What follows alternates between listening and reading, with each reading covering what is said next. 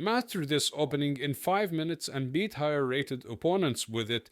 And this opening is used a lot, and it is the Queen's Gambit. It usually goes after d4, d5, and now c4. You are gambiting a pawn here in the queen side. So first off, let's say that black takes it. Now you are going to play e3, try to recapture back your pawn.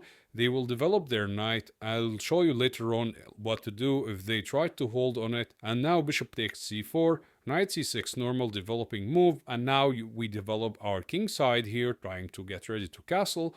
And this is the way that most games go if black took the pawn on c4 and actually knows what's he doing. So here there is a trap, guys, is that if they play bishop to g4, pinning your knight to the queen, a lot of you guys or a lot of beginners may go knight to e5 saying, okay, take my queen so I get to checkmate you.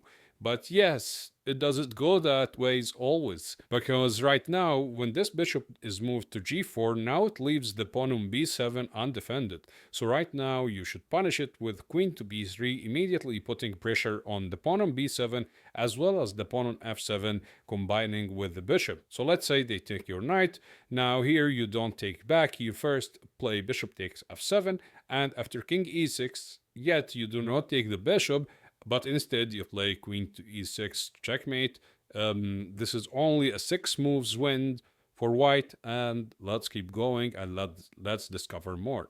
So we get one more time d4, d5, c4, and now d takes c4 again, e3, knight to f6 developing, and now bishop takes c4, putting the bishop on this active diagonal. So we get black to play e6, trying to eliminate this bishop activity. So we get knight to f3 one more time, developing on the king side, bishop to e7, and now kingside castles for black as well, and now knight to c3. And if you take a closer look here, you see that black took away from the center. So white has got 2 pawns in the center that is controlling these squares, and right now black doesn't have any. And anything in the chess opening usually goes for developing pieces, getting your king to safety, and control the center. And right now, black is not controlling the center. So this bishop also is dead here, blocked by its own pawns. So in order for black to develop it, black needs to go b6, but now white goes for e4. And if you see, white has got this whole center control in the center of the board here, combined with the 2 knights. White is doing very, very well. So black continues with bishop to b7. And now a very common question, how to place our rooks in the queen's gambit, is that usually will be on the d file and the c file. So right now, black is attacking this pawn on e4, so we should move our queen and defend the pawn, but also freeing up the square on d1 for our rook. So now knight b to d7, rook to d1, and this queen is very awkward here, placed by this rook opposing on it, so it doesn't really have any good moves.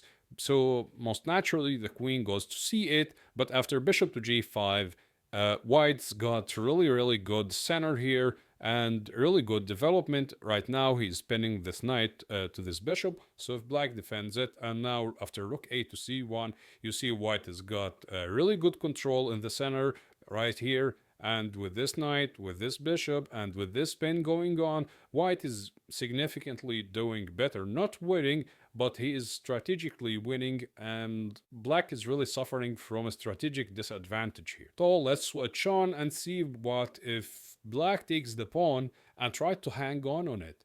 So after d takes c4, pawn to e3, trying to recapture back our pawn.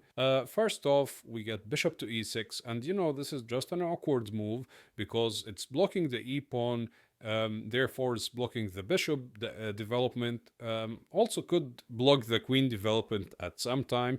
So right now, just knight to a3, and your pawn is guaranteed to be back, and with it, you forced one more time black to go away from the center.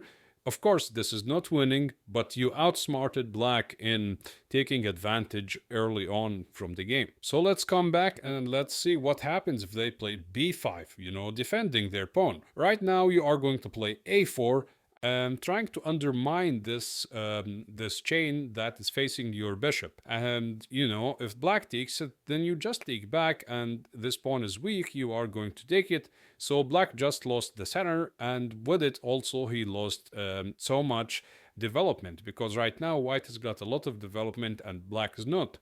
So, okay, most of you are going to probably wonder, okay, what if he don't take, and what if he actually defends his pawn with pawn to a6? Then now you are going to take, and this pin is really annoying, so black cannot take because they will lose the rook. But if black played pawn to c6 in order to defend this one, so again, you will take, and after they take right now, you play queen to f3, and this diagonal is very, very weak for black. Black is forced to lose material here, as this rook is attacked and there is no way to really block it, and instead they will try to sacrifice a piece like that. But after you just go back, you are up a piece, you are winning the game most likely, and another 8 moves win. Okay, so let's go to the serious stuff. So d4, d5, c4 again, and now pawn to e6. This is the queen's gambit declined. We were talking about the queen's gambit accepted previously, and now it's declined. So now you are going to continue with knight to c3, knight to f6, and now most likely you should go here bishop to g5, pinning the knight, but a more tricky order to do it is to play knight to f3, allowing d takes c4, which after that you are going to play e3, trying to regain back your pawn. Now, one of the mistakes that black usually makes is that they play knight to c6 and they block their pawn from movement. And usually this is not a good idea or not smart idea, because black needs to hit the white center with d4 and contest their center. So now bishop takes c4, bishop to e7, short castle, and now short castle from black, and now pawn to e4 from white. One more time, white has got the whole center. And after something like b6 in order to develop this bishop, we will get bishop to f4, after bishop to b7, yet this bishop is again blocked with the knight, and from c8 it's also blocked, so black is really suffering from this bad piece, while white has got a good control of the center, a good activity of their pieces, and with it white will have a significantly good positional advantage. So here, one more time, d4, d5, c4, e6, knight to c3, knight to f6, and now, as I told you before, you should play bishop to g5 immediately if your opponent allows it. So another way, black is going to play bishop to e7, knight to f3, and they will castle, you'll play e3, and the game goes on. So the more tricky way to do it is to play knight to f3 first. This way, trying to make black go for bishop to b4, which is actually favorable for you, because you may think that, wait a minute, this is a pin. But yeah, well, this is also a pin. But we are going to see which one is the stronger. So here, after black castles, you play e3, trying to defend your pawn, knight b to d7, and now bishop to d3, and now c5 from black, for example, short castle, and right now you see this knight is no longer pinned. And actually, I'm not saying that this one is wrong. No, strong grandmasters still play it, but they understand it and they memorize theory about it, because right now you are going to give away probably this bishop as black, which will leave you in a significant positional disadvantage, because we all know that bishops are evaluated more than the knights. And also, when black takes this knight and white goes with b takes c3, you may think as a beginner that these pawns are doubled and they are probably not good. But no, they are good, because, for example, after here c takes d4 and c takes d4, white has a really healthy structure, and if black didn't take it, and you want to get rid out of those doubled pawns, let's say that black goes a6, now you could just exchange and then you get a healthy pawn structure one more time, and black has got this isolated d pawn, which is good for you, which is having like a slight positional advantage here for white. So let's go on again and see this one, d4, d5, c4, e6, and we get this line with knight to f3, knight to f6, and pawn to e3.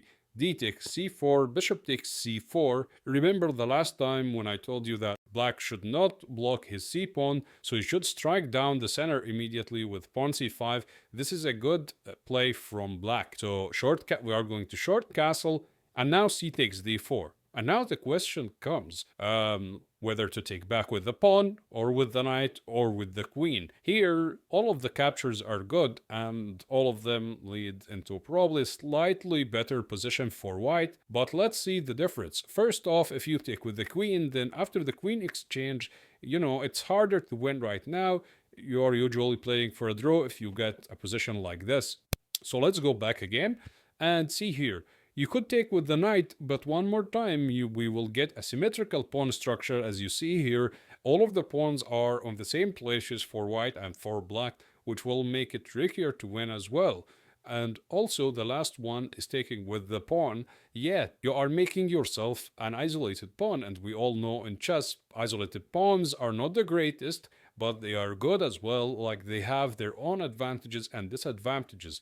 Here, right now, there is no pawns that could defend this one. But for example, when black goes knight c6, trying to pressurize the pawn, and we continue development with knight to c3, bishop to e7, rook to e1, we get the semi-open file with our rook, and they short castle, and we go bishop to g5.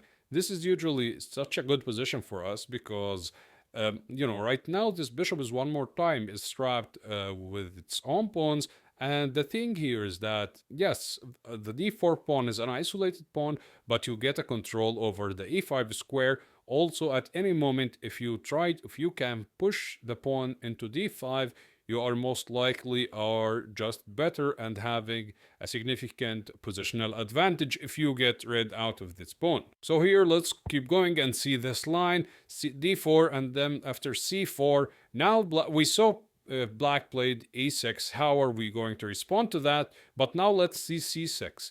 Now we are going to play knight to c3, continuing the development. By the way, this is called the Slav defense, and here there is a variation when black plays the semi-Slav defense with pawn to e6, but this is just a dubious opening because it blocks this bishop, so usually you will just play normally and gain a very quick positional advantage after a move like knight to f3, followed up with knight to f6, and then bishop to g5 to put the pin, pawn to e3, bishop e2, and short castle, and usually you will get a good positional advantage. So after knight to c3, knight to f6, now we should just continue the development normally with knight to f3. And a lot of beginner players here, or actually advanced players, likes to play bishop to f5, potentially going for a reversed London system. So this one is such a bad move here for black because right now white can really punish black horribly. After c takes d5, c takes d5, and now comes the move queen to b3. Again, because this bishop moved away, similar as the position we saw in the beginning of our video, when this bishop moves, it leaves away this pawn weak. And actually, believe it or not, the best move here is really awkward for black is to play bishop to c8, going backwards to defend the pawn. And it's just a crushing advantage for white here, as if we count, we get 4 pieces developed, but for black it's only 1, so a huge lead in development for white, which is going to give him the slight positional advantage. So let's come back and see if what are the options for them in order to defend against this pawn on b7. If they played just a simple move like this, then we are going to take on b7, rook to b8, then we are going to take the second pawn, and after this whole thing, after this, we are going to run back with our queen, like let's say rook to a8, queen to b5, rook b8 again, queen to a4, rook a8 again, then yeah, we are just returning home. We are up 2 pawns on the queen side, and with them we will win the game. So let's go back again and see what happens if black tries to defend it with queen to b6. This is just simply yet one more time losing 1 pawn. And how is that applied? Is that we take on d5 with our knight. Knight takes d5. Now, if they take our knight, we just capture back with our queen, hitting the bishop, and our queen is good on d5. So the other variations, wait a minute, black may think that they outsmarted white because right now they take their queen first, and after white captures back, he loses his knight, and with it, black is going to be up a piece. But right now, remember, always look for checks, and an in-between move here is to take the knight on f6 first. And whatever black takes with, like e takes f6 or g takes f6, doesn't really matter. You are going to recapture back your queen. And white right now has got a healthy pawn. He's got also a control and 2 pawns in the center. And he's got the 2 bishops just as black. And the black has got double pawns as well. So big positional advantage here for the white pieces. So let's go back again and see if they tried, like, wait a minute, okay, I mean, you are attacking this pawn. Black may think, okay, if you are attacking this pawn, I might as well push it, okay, and therefore my equipment point here helps supporting my pawn on d5, so you cannot take it here, and with it, I'm all good, there's nothing that happened. So, okay, and we want to increase the pressure on the defender of this d5 pawn. Right now, this knight is defending this one, so we are increasing the pressure, threatening to just take the knight, and when black takes back, we are going to win this pawn. So black goes for pawn to e6, this way they are defending their pawn on d5. Yeah, we know that, but here white got a really crushing move, which is to play the ridiculous pawn to e4, sacrificing the pawn. This pawn has only got one defender, which is this knight, but it's not the idea is that we are sacrificing a pawn, it's the idea that we are gaining time. So if black takes the pawn, and they are pretty much forced to because we are attacking the bishop, it doesn't really matter if they move the bishop. They got to do something about this attack. So when they take, now you go bishop to b5, checking the king, and after, if the king moves, like, king e7, so knight to e5, and most likely you are just winning because after queen takes d4, a move like rook to d1, yet again sacrificing the knight to a4 here, trying to go for such an ideas like queen to b4, our queen to a3, and white is just crushing because right now, like, the best move, believe it or not, for black is to give away their queen. Because, like, let's say they play h6, then now queen to a3 check, which is not allowing queen c5 thanks to this knight on a4. This is why we played knight to a4 in the beginning, to control this queen going to c5. So after h6 here, at queen c5, knight takes c5, and yet again, this is just a checkmate, and black gets checkmated and white wins the game.